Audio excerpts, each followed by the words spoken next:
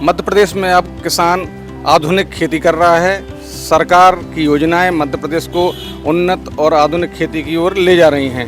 सरकार का दावा है प्रदेश में लगातार किसान वैकल्पिक खेती की ओर बढ़ रहे हैं, व्यावसायिक खेती की ओर बढ़ रहे हैं और परंपरागत खेती से जो नुकसान होते थे उसकी भरपाई वैकल्पिक जो खेती है वो कर रही है।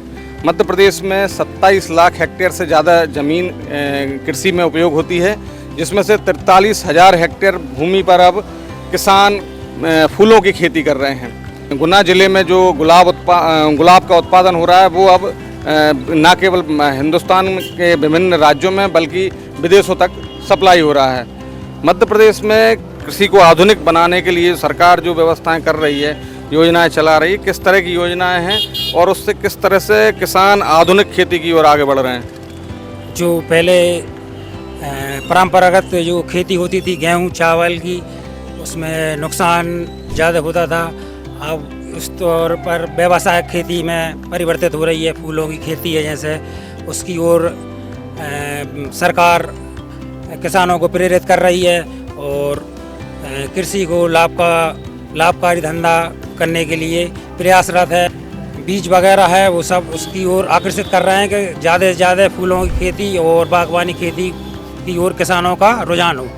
मध्य प्रदेश सरकार कृषि को आधुनिक बनाने के लिए और किसानों को नुकसान से उबारने के लिए जो योजनाएं लेके आ रही है, उसी में एक योजना है नमो ड्रोन दीदी।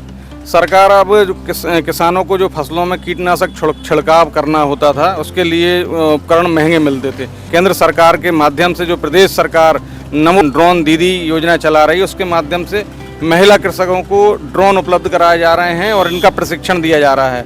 इन ड्रोन के माध्यम से किसान को खेत की मेड़ से ही अपनी फसलों में कीटनाशकों का छिड़काव करने की सुविधा मिल जाती है। क्या मानते हैं सरकार की योजनाएं जो कृषि के क्षेत्र में है, आधुनिक कृषि के लिए जो उपलब्ध सरकार करा रही है, कैसी हैं और उससे किस तरह से किसानों को लाभ होगा? मध्य प्रदेश सरकार और केंद्र सरकार की जो नमो ड्रोन दीदी योजना आई है, इससे क्या है महिला किसानों के लिए तो बहुत फ़ायदा है ही। क्या है, अपन मशीन से दवाई फेंकते थे, उसके साइड इफ़ेक्ट बहुत होते थे। कहीं किसी के मुंह में चली गई, नाक में चली गई, बीमार हो गए, फोड़ा फुंसी, ये बहुत सारी चीज़ें होती थी।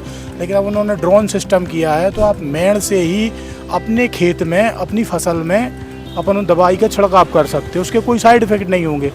और जो सरकार मध्य प्रदेश सरकार और केंद्र सरकार की जो योजनाएं हैं, जैसे व्यावसायिक खेती की ओर किसान के लिए अग्रसर कर रही है, तो उससे बहुत लाभकारी योजनाएं किसानों के लिए हो रही है। और वास्तव में ही आज का किसान बहुत सक्षम और उसकी ओर अग्रसर हो रहा है।